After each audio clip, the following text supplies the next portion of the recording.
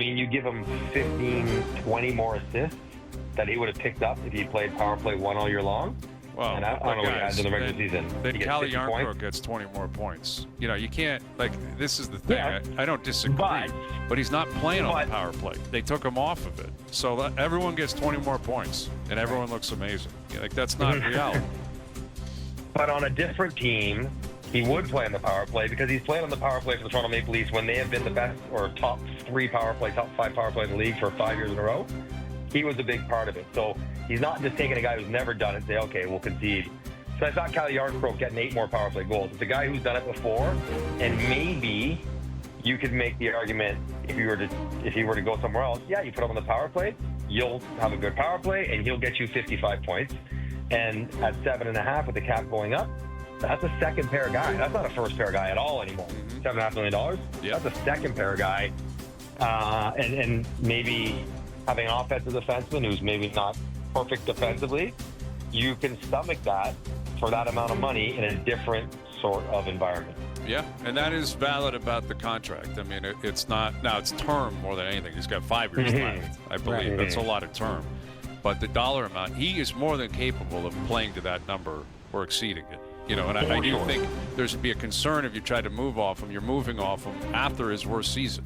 You know, like I think he's got more in the tank than the way he played this year.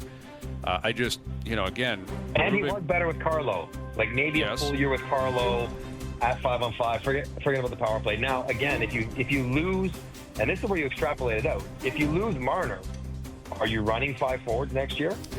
Good question. So if you're not, if your next best power play guy is not whoever, then maybe it's Morgan Riley again. And if you look at that decor, there is, I mean, I guess Oliver Ekman-Larsson, but there's not really anybody else who's going to run that power play if it's going to have to be a defenseman. So these are the sort of stuff you need to work through as you make these decisions, you know, how the dominoes affect each other going through the summer and then into next year. Absolutely. And all of that is going to be on the table. And, you know, maybe there's a chance some of these Canadian players on the Leafs wanted to come over and play in the semifinals in Stockholm, and it's not available to them, Johnny. What the hell happened? How'd we lose to Denmark? It's insane. It's insane. Like, I don't want to overstate it with hyperbole. It's got to be the biggest upset in the last, 40 years of this tournament. Ever. The Denmark, I did the research on this. Denmark had 4 full-time NHL players last year. 4. And Team Canada might have 4 Hall of Famers on their team. Between Flower and Sid and Nate McKinnon and who knows, maybe Mac-Marcel Green, whatever.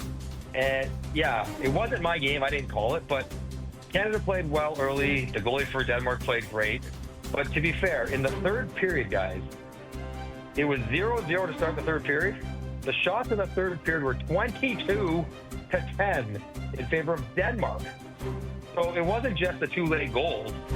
Denmark was the better team. So, and they were inspired, home crowd. Canada had an off night, clearly. Canada couldn't score when they had the chances early. And this sort of coronation of McKinnon, Crosby, this great sort of Team Canada experience they're going to have, out the window. It's shocking. And the worst part about it, guys, so Team Canada was based in Stockholm with me. They had to fly to Denmark to play this game.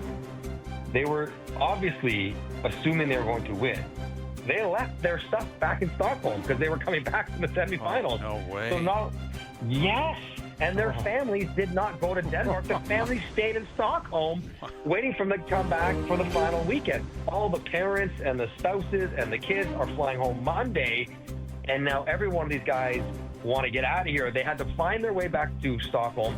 Also, they had a charter plane for the teams that won to fly them back to Stockholm. So it was Switzerland and Denmark who got on the charter. No room for Team Canada. They didn't even have a flight back to the city where their families were. It's just a disaster upon disaster. They all want to just get out of here now and get on with their summers.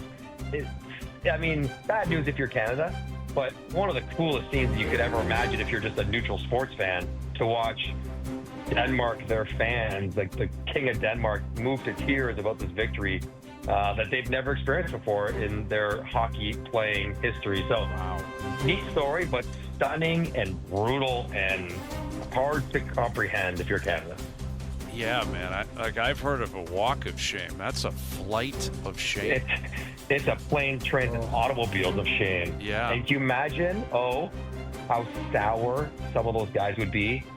Like, as the travel plans don't get worked out properly, or they're having to wait. What do you mean I got a layover in Copenhagen for 6 hours? Like, what? Like, it's just, I keep thinking Sid and Nate be like, all right, guys, we're just going to get a plane. Yeah, everyone exactly. I was just going to say, depending on what your bankroll says. Private bird.